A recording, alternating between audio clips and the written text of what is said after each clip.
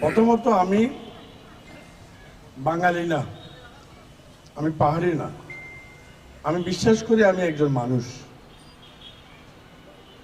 আপনারা আমাকে বাঙালি বলে দূরে ঠেলে দেবেন না। আমি সবসময় কাজ করেছি, পাহাড়ি বাঙালি সবাই আমার মানুষ, আমি তাদের মানুষ। পৃথিবীতে আমার জন্মের মধ্যে আমার কোনো হাত ছিল না। আমি কি বাঙালি ঘরে যাব না পাহাড়ি ঘরে যাব না চাকমার ঘরে যাব, আমার কোনো হাত ছিল না, কোনো কৃতিত্ব ছিল না। আপনারা যে চাকমা মারমা বা ত্রিপুরার ঘরে জন্ম নিয়েছেন যারা, তাদের কোনো হাত ছিল না। আগামী নির্বাচনের কথা যদি বলি, বা গতবার আমি যখন এমপি ছিলাম আজ থেকে 18 বছর আগে, তখন আমি আপনাদেরকে সাক্ষী মানছি। আপনারা একটু খবর নেবেন, চাকমা বিভিন্ন জনের সাথে একটু কথা বলবেন। 2001 থেকে 2006 সালে যারা আমার ঘরে গেছে, যারা আমার অফিসে গেছে, আমার কাছে গেছে, তারা আমার কাছ থেকে খালি হাতে ফিরে আসছে কিনা। আমি তো সেদিন চাকমা দেখি নাই, মারমা দেখি নাই, বাঙালি দেখি নাই। আমি তো যে প্রাপ্য, যে চেয়েছে তাকেই দিয়েছি। কেউ হয়তো পেয়েছে, কেউ হয়তো পায় নাই। যে রাস্তা চেয়েছে, মন্দির চেয়েছে, ক্যাং চেয়েছে তাকে দিয়েছি। যে চাকরি চেয়েছে তাকে দিয়েছি। একবারের জন্য প্রশ্ন করি নাই যে তুমি মারমা না তুমি চাকমা। আমি নিজে হাতে ডিউ লেটার লিখে টাইপ করে দিয়েছি। গভীর রাত 3টায়ও আমার ওখান থেকে কাগজপত্র নিয়ে এসেছে। আপনারা নিজেরা না জানলেও আপনাদের আত্মীয় স্বজন অনেকে হয়তো এই উপকার আমার থেকে পেয়েছে। তাহলে সেদিন যদি উপকার পেয়ে থাকে, আমার হাতে মন্দির ক্যাং হয়ে থাকে, তাহলে এটা কি প্রমাণ করে না আমি চাকমা বিদ্বেষী না, আমি চাকমা বিরোধী না, আমি পাহাড়ি বিরোধী না? এটা কি প্রমাণ করার জন্য আবার আমাকে পরীক্ষা দিতে হবে? হ্যাঁ, তখন আপনাদের সামনে আমার ঘনিষ্ঠতা কম ছিল। 2001 থেকে প্রবীণ চন্দ্র চাকমা, রিপল চাকমা, আপনার রিঙ্কু চাকমা, বিভিন্ন পাহাড়ি নেতাদের সমন্বয়ে আমরা 2001 থেকে যেভাবে পাহাড়ের মানুষের সাথে কাজ করেছি, মত বিনিময় করেছি, ধীরে ধীরে ধীরে ধীরে আজকে আমাদের সাথে হাজার হাজার পাহাড়ি আমাদের সাথে আছে।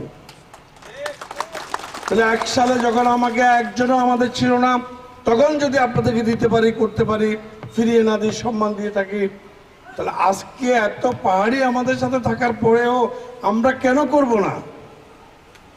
এই বিশ্বাসটুকু রাখবেন। একজন কল্পরঞ্জন চাকমা আপনাদের জন্য যা করে নাই, আমি তার থেকে বেশি করেছি। সত্যেন্দ্রলাল ত্রিপুরা, কুজেন্দ্রলাল ত্রিপুরা আপনাদেরকে যা দেয় নাই, আমার সমর্থন আপনারা না দিলেও আমি 2001 সালে তাই করেছি। এখন যেহেতু আপনারা আমাকে সমর্থন দিয়েছেন, এখানে এসে কষ্ট করে অনেকক্ষণ বসে থাকা, এর চেয়ে বড় সমর্থন কিছু নাই।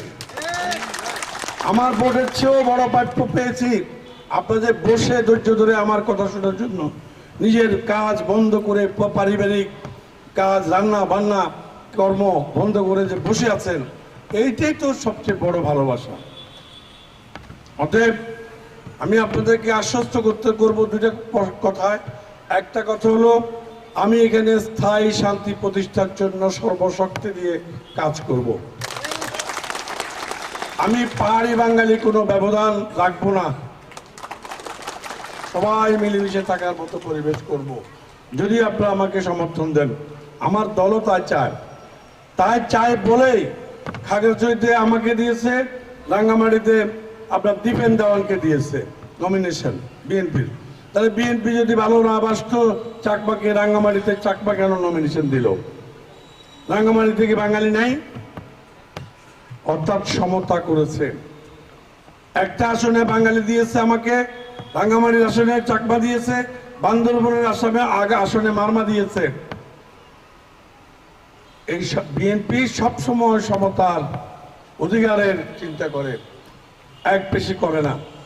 অতএব রাঙ্গামাটিতে আপনার ভাই যদি ভোট পায়, আমাকে কেন আপনারা ভোট দেবেন না? একই মার্কা, মার্কা তো একই। সন্টু বাবু দীপেন দেওয়ানকে, সমীরণ দেওয়ানকে সমর্থন দিয়েছে, তো সন্টু বাবু সাসিংপুর জেনে বান্দরবনের মারমাকে সমর্থন দিয়েছে, যার জন্য জেএসএস থেকে কোনো প্রার্থী দেয় নাই, আওয়ামী লীগের কোনো প্রার্থী নাই। তাহলে তারা সন্টুবাবুর সমর্থন আওয়ামী লীগের প্রার্থী নাই, জাতিবাহী হিসেবে তারা ভোট পাবে, পাহাড়ি ভাই বন্ধুর ভোট পাবে। অপরদিকে বাঙালি যারা আছে তারা ধানের শীষকে ভালোবাসে বলে ধানের শীষের ভোট দিবে, সেটা দিবেন দেওয়ান পাবে, সাসিং পুজারি পাবে। সাসিং পুজারিকে ভোট না দিল, দিবেন দেওয়ানকে না দিল, ভোটটা দিবে ধানের শীষে, যাবে দিবেন দেওয়ানের বাক্সে। তাহলে কি ধরলো, দুই সাইড থেকে কিন্তু তারা ভোট পাচ্ছে। এই জন্য আমি তাদেরকে অগ্রিম অভিনন্দন জানাই দিচ্ছি যে তোমরা তো পাশ করে ফেলছো।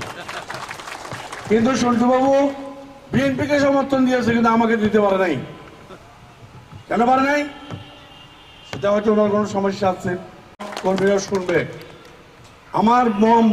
আমার কর্মী নেতা কর্মীরা যদি আপনার বাড়িতে দাওয়াত খেতে আসে, আমি তাকে পুরস্কৃত করব।